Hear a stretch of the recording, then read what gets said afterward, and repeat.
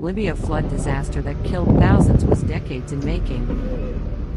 Dams that collapsed in the storm had received no maintenance in more than 20 years despite repeated warnings.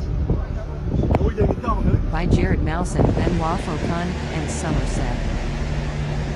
September 14, 2023, 3:51 p.m. Eastern Time. A Mediterranean city dotted with historic mosques and the ruins of a nearby Byzantine church, Derna was once a haven for artists and intellectuals in Libya.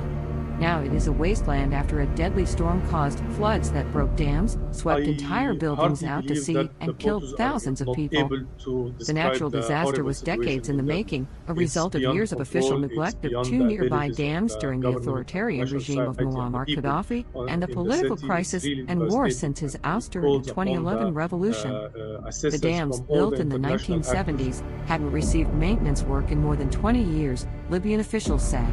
Some $1.3 million allocated for their upkeep had simply evaporated, according to a 2021 report from the Libyan State Audit Bureau reviewed by the Wall Street Journal and verified by Libyan officials.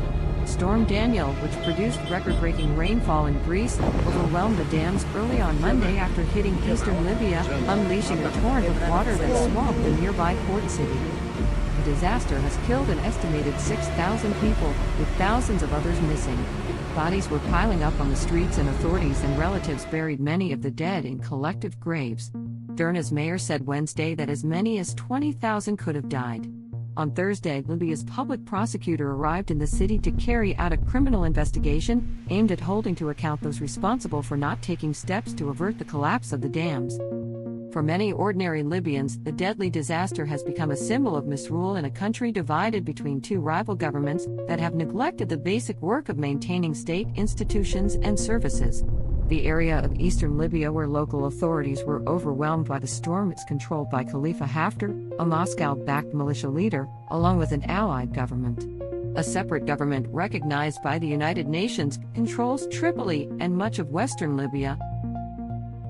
To hear the full story, subscribe or sign in.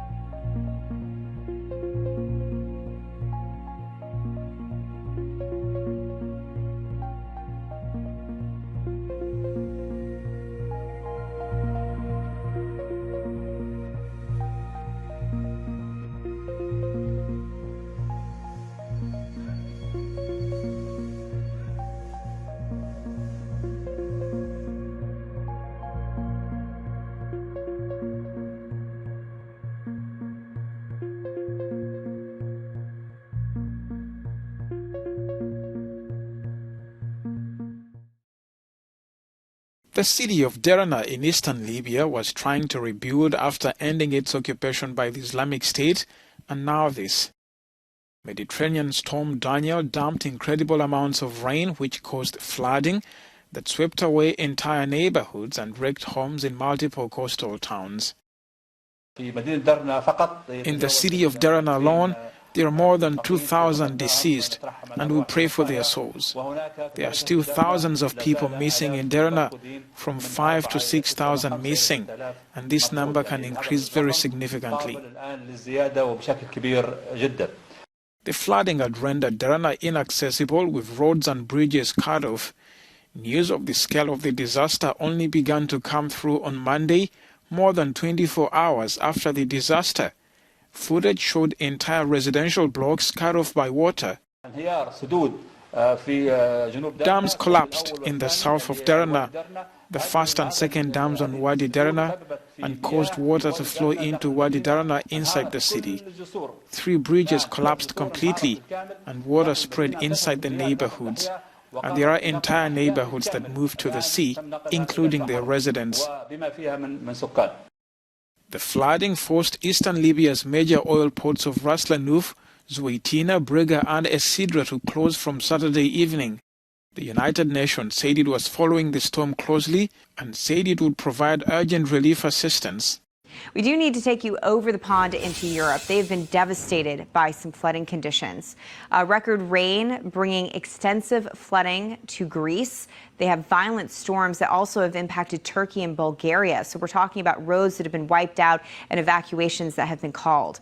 At least 14 people are now reported dead across all three countries. And in Spain, rescue crews are searching for several people that went missing this week during the flooding. Fox News senior foreign affairs correspondent Greg Palcott has more on the flooding, storms, record-breaking heat, and everything that goes in between. Heavy rain pummeling parts of Europe this week, flooding streets and homes and causing multiple fatalities. The severe weather coming toward the end of a summer that saw deadly storms and record-breaking temperatures across the globe.